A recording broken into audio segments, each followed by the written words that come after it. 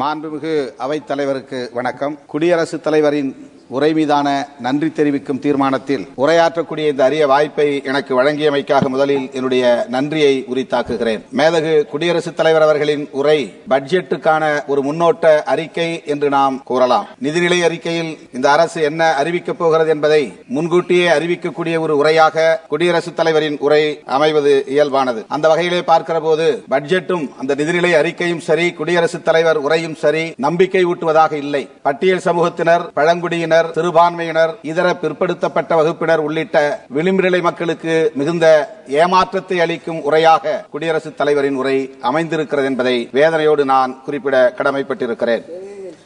அவற்றில் பல குறிப்புகளை நான் சுட்டிக்காட்ட விழைகிறேன்.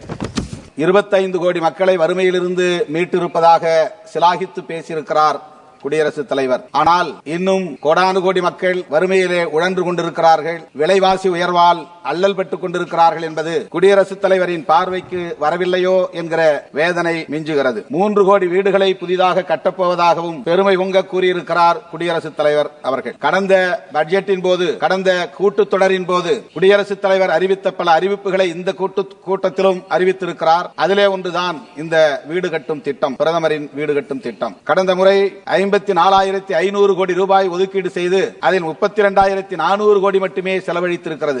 சரிபாதியாக செலவை குறைத்து விட்டார்கள். 22,100 கோடி ரூபாய் செலவிடவில்லை. இதனால் இந்த பிரதமரின் வீடு கட்டும் திட்டம் முழுமையாக நிறைவடையவில்லை. ஆங்காங்கே தொடங்கிய பணிகள் அப்படியே கிடக்கின்றன. ஒதுக்கிய நிதியும் விரயமாகிறது, மக்களுக்கு வீடும் கிடைக்கவில்லை, இலக்கும் எட்டப்படவில்லை என்பது எவ்வளவு வேதனைக்குரியது என்பதை தயவு கூர்ந்து எண்ணி பார்க்க வேண்டும் என கேட்டுக்கொள்கிறேன். ஒரு யூனிட்டுக்கு, அதாவது ஒரு வீடு கட்டுவதற்கு இந்திய ஒன்றிய அரசு 1,20,000 ரூபாய் தான் பொறுப்பேற்கிறது. 40% மாநில அரசு பொறுப்பு. அந்த வகையிலே 70,000 ரூபாயும் கூடுதலாக 50,000 ரூபாயும் என 1,20,000 ரூபாய் மாநில அரசு தருகிறது. அத்துடன் மன்ரேகா திட்டத்தின்படி, 100 நாள் வேலை திட்டத்தின்படி ஒரு 27,000 ரூபாய்க்கான பொறுப்பையும் மாநில அரசு ஏற்றுக்கொள்கிறது. 280 சதுர அடியிலே வீடு கட்டுவது என்கிற நிலையில் வெறும் 2,67,000 ரூபாயில எப்படி கட்டி முடிக்க முடியும் என்பதை தயவு கூர்ந்து எண்ணி பார்க்க வேண்டும். ஆகவேதான் சொல்லுகிறேன், இது வெறும் பகட்டு உரை, ஏமாற்றம் அளிக்கும் உரை. ஒரு சதுர அடிக்கு குறைந்தது 2,000 ரூபாய் என்று எடுத்துக்கொண்டால் கூட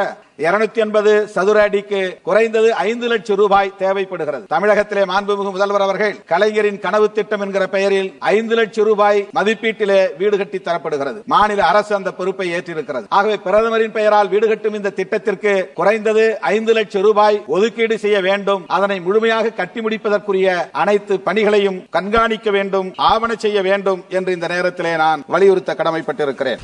அடுத்து மிக முக்கியமாக பட்டியல் சமூகத்தினருக்கென்று துணை திட்டம் உள்ளது, பழங்குடியினருக்கும் துணை திட்டம் உள்ளது. SC/SP என்று சொல்லப்படக்கூடிய அந்த சப் பிளான். அதன்படி பார்க்கிற போது மக்கள் தொகை கணக்கின்படி 15% அளவில் நிதியை பட்டியல் சமூகத்தினருக்கென்று ஒதுக்கீடு செய்ய வேண்டும். 7.5% பழங்குடியினருக்கென்று ஒதுக்கீடு செய்ய வேண்டும். அதுதான் துணை திட்டத்தின் அடிப்படையாகும். 50,65,000 கோடி நம்முடைய செலவு திட்டம் இந்த அரசு அறிவித்திருக்கிறது. அதிலே 15% என்று எடுத்துக்கொண்டால் 7,59,081 கோடி ஒதுக்கீடு செய்ய வேண்டும். அதுதான் நியாயமானது. ஆனால் வெறுமனே 1,68,478 கோடி ரூபாய் மட்டுமே ஒதுக்கீடு செய்து அவர்கள் 5,91,000 கோடி, ஏறத்தாழ 6 லட்சம் கோடியை மறைக்கிறார்கள் அல்லது செலவிட மறுக்கிறார்கள். இது இந்த மக்களை ஏமாற்றுகிற, வஞ்சிக்கிற மிக மோசமான ஒரு நடவடிக்கை என்பதை தெரிவித்துக் கொள்கிறேன். அதேபோல்தான் பழங்குடியினருக்கும் ஏமாற்றப்படுகிறது. மிக முக்கியமான இன்னொன்றையும் நான் குறிப்பிட்டு முடிக்க விரும்புகிறேன். Post matric scholarship. பட்டியல் சமூகத்தினருக்கும், பழங்குடியினருக்கும், சிறுபான்மையினருக்கும் pre matric scholarship, post matric scholarship என்று கல்வி உதவித்தொகை வழங்கப்படுகிறது. கடந்த பட்ஜெட்டில் 6,360 கோடி ரூபாய் ஒதுக்கீடு செய்யப்பட்டது. ஆனால் 760 கோடி ரூபாயை செலவு செய்யவில்லை. ஓவர்சீஸ், கடல் கடந்து படிக்கக்கூடிய மாணவர்களுக்கான ஸ்காலர்ஷிப் மிக சொற்பமாக ஒதுக்கீடு செய்யப்பட்டிருக்கிறது. இது இந்த மக்களுக்கு செய்யப்படுகிற ஒரு ஓரவஞ்சனை என்பதை நான் தெரிவித்துக் கொள்கிறேன். மிக முக்கியமாக சிறுபான்மை சமூகத்தினரை சார்ந்த மாணவர்களுக்கு ப்ரீ மெட்ரிக் ஸ்காலர்ஷிப் போன முறை 326 கோடி ரூபாய், இந்த முறை அந்த 326 கோடி ரூபாயில் வெறும் 90 கோடி தான் செலவு செய்திருக்கிறார்கள். இப்போது 195 கோடி தான் ஒதுக்கீடு செய்யப்பட்டிருக்கிறது. இது ப்ரீ மெட்ரிக். போஸ்ட் மெட்ரிக் ஸ்காலர்ஷிப்பில் கடந்த முறை 1,145 கோடி, அதில் வெறும் 344 கோடி தான் செலவு செய்யப்பட்டிருக்கிறது. இப்போது அதையும் 700 கோடி குறைத்து 413.9 கோடி தான் ஒதுக்கீடு செய்யப்பட்டிருக்கிறது. இது திட்டமிட்டு சிறுபான்மையினரின் கல்வியை அழித்தொழிக்கக்கூடிய, சிதைக்கக்கூடிய, அவர்களை இருட்டிலே தள்ளக்கூடிய ஒரு மோசமான சதி முயற்சி என்பதை இந்த நேரத்தில் நான் சொல்லிக்கொள்ள கடமைப்பட்டிருக்கிறேன். குடியரசுத் தலைவர் உரை பாஜக அரசை பாராட்டுகிற வெறும் பகட்டுரையாகத்தான் இருக்கிறதே தவிர ஒரே ஒரு முடித்துக் கொள்கிறேன்.